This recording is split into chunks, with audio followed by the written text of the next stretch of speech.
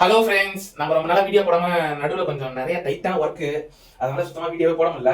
நாளைக்கு காலைல சாப்பாடு செய்யறதுக்கு இப்போ சாதத்தை வந்து ஒரு 3 நாள் சரசி அப்படியே வச்சுக்கினா கொஞ்சம் நாளைக்கு காலைல டக்குன்னு எடுத்து வச்சுக்கலாம். வேலையை முடிச்சுட்டு அந்த செம டயர்டாக உடம்பு. யாருன்னா சாப்பாடு செஞ்சாலும் கொடுத்தா நல்லா இருக்கும்னு சொல்லிட்டு தோணுது. போய் துணி சோப்பும் குளிக்கிற சோப்பும் இல்லை, போய் அதை வாங்கி வந்துடுவோம். சரி வாங்க கடைக்கு போய் இது வாங்கி வந்துடுவோம், சோப்பு வாங்கி.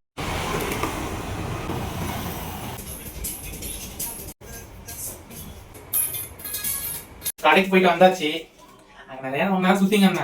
என்ன போன குளிக்கிற சோப்பு வந்து சந்திரிகா, இது வாசனை நல்லா இருந்தது, அதனால எடுத்துட்டேன். இதுக்கு முன்னாடி வீட்டில் இருக்கும்போது இப்போ ஹமாமு, அதுக்கு எடுத்தது பவரு, இதுக்கு முன்னாடி சிந்தாலு ஒன்று போட்டு குளிச்சுங்கிறேன். வாசனை நல்லா இருந்தது, எடுத்துட்டேன். இது வாங்க பசி இருக்குது ரொம்ப. நைட்டு என்ன சாப்பாடுன்னு பார்த்தீங்கன்னா தோசை, அப்புறம் வந்து எங்கள் அம்மா வந்து கறி குழம்பு வச்சுட்டு போயிருக்காங்க. அதை எடுத்து சூடு பண்ணி அப்படியே சாப்பிட வேண்டியதுதான். நல்லா இருக்கான்னு தெரியல, பார்க்கலாம். நல்லா தான் இருக்கு. ஒரு சைடு கறி குழம்பு கொதிக்கிட்டோம், ஒரு சைடு நம்ம தோசை ஊற்றுவோம்.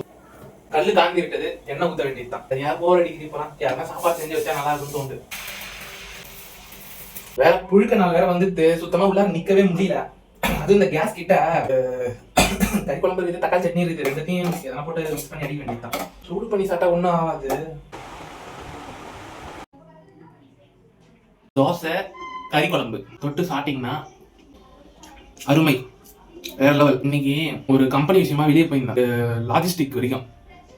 அங்கே இன்ஸ்டாகிராம் ஃபாலோவர் ஒருத்தர், ப்ரோ இப்படி பண்ணுவீங்கல்ல, அங்கே என்னோட ஃபாலோவர்ஸ் பழகுது, இப்படி பண்ணுவீங்களா, அந்த மாதிரி பண்ணி காட்டுங்கன்னு சொல்லிட்டு சொன்னார். நான் சும்மா ஏதோ பண்ணின்னு இருக்கேன். அவங்க நல்லா இருக்குன்னு சொன்னாங்க வீடியோ. சாப்பிட முடிஞ்சு. சரி, இந்த வீடியோ உங்களுக்கு பிடிச்சதை லைக் பண்ணுங்க, சப்ஸ்கிரைப் பண்ணுங்க, ஷேர் பண்ணுங்க. நன்றி.